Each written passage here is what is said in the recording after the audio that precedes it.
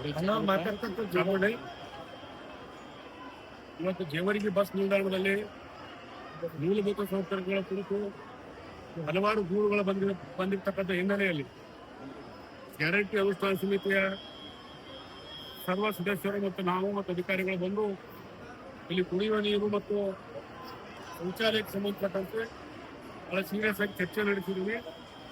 ಇಲ್ಲಿ ಶುದ್ಧ ಕುಡಿಯುವ ನೀರಿದೆ ಮತ್ತು ಶೌಚಾಲಯ ಚೆನ್ನಾಗಿದೆ, ಇನ್ನು ಹಲವಾರು ಕೆಲಸಗಳು ಆಗ್ಬೇಕಾಗಿದೆ. ಇಲ್ಲಿ ನಾವು ಅಧಿಕಾರಿಗಳಿಗೆ ಬಹಳ ಇದರಿಂದ ಹೇಳಿದ್ದೀವಿ.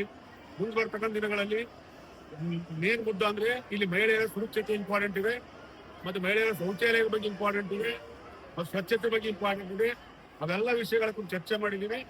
ಆ ಚರ್ಚೆ ಮಾಡಿ ಅದು ಕುರಿತು ಅನುದಾನದ ಅವಶ್ಯಕತೆ ಇದೆ. ಮಾನ್ಯ ಶಾಸಕರಾಗಿರ್ತಕ್ಕಂಥ ನಮ್ಮೆಲ್ಲ ನಾಯಕರಾಗಿರ್ತಕ್ಕಂಥ ಡಾಕ್ಟರ್ ಅಜಯ್ ಸಿಂಗ್ ಅವರು ಬಂದ ಮೇಲೆ ಅವ್ರ ಜೊತೆ ಕೂತು ಚರ್ಚೆ ಮಾಡಿ ಎಲ್ಲ ಸಮಸ್ಯೆಗಳನ್ನ ಬಗೆಹರಿಸಲಿಕ್ಕೆ ಅಗತ್ಯವಾದ ಕ್ರಮ ತಗೊಳ್ತೀವಿ ಅನ್ನುವಂಥ ಮಾತನ್ನ ಹೇಳಿದ್ದೀವಿ. ಖಂಡಿತವಾಗಿ ಜೇವರ್ಗಿ ಬಸ್ ನಿಲ್ದಾಣ ನಮ್ಮ ಜೇವರ್ಗಿ ನಗರದ ಕೇಂದ್ರ ಸ್ಥಾನ ಇರ್ತಕ್ಕಂಥ ಬಸ್ ನಿಲ್ದಾಣ ಇದೆ, ಬಹಳ ಅತ್ಯುತ್ತಮವಾದ ಬಸ್ ನಿಲ್ದಾಣ ಇದೆ. ಇಲ್ಲಿ ಇರ್ತಕ್ಕಂಥ ಮೂಲಭೂತ ಸೌಕರ್ಯಗಳ ಬಗ್ಗೆ ನಮ್ಗೆ ಕಾಳಜಿ ಇದೆ. ನಾವು ನಮ್ಮ ಶಾಸಕರ ಜೊತೆ ಕೂತು ಚರ್ಚೆ ಮಾಡಿ ಇಲ್ಲಿ ಮೂಲಭೂತ ಸೌಕರ್ಯಕ್ಕೆ ಎಲ್ಲಾ ರೀತಿಯಿಂದ ಸಹಕಾರವನ್ನು ಕೊಡ್ತೀವಿ ಅನ್ನುವಂಥ ಮಾತನ್ನ ಈ ಸಂದರ್ಭದಲ್ಲಿ ಹೇಳಿಕ್ಕೆ ಇಚ್ಛೆ ಪಡ್ತೀರಿ. ಮತ್ತೆ ಕೆಲವು ಮಹಿಳೆಯರೊಂದಿಗೆ ನಾವು ಇಲ್ಲಿ ಮಾತಾಡಿದ್ವಿ. ಅವರೆಲ್ಲರ ಶಕ್ತಿ ಯೋಜನೆ ಬಗ್ಗೆ ಬಹಳ ಖುಷಿಯಿಂದ ಹೆಮ್ಮೆ ಪಟ್ಟಿದ್ದಾರೆ. ಇದರಿಂದ ನಮ್ಮ ವ್ಯಾಪಾರ ವಹಿವಾಟುಗಳು ನಮಗೆ ಸರಾಗವಾಗಿ ಆಗ್ತಾ ಇದೆ, ನಮಗೆ ಬಹಳ ಒಳ್ಳೆಯದಾಗಿದೆ ಅನ್ನುವಂಥ ಮಾತನ್ನು ಹೇಳಿದ್ದಾರೆ. ಅದಕ್ಕಾಗಿ ಸರ್ಕಾರಕ್ಕೆ ಅಭಿನಂದನೆ ಸಲ್ಲಿಸ್ತೀವಿ.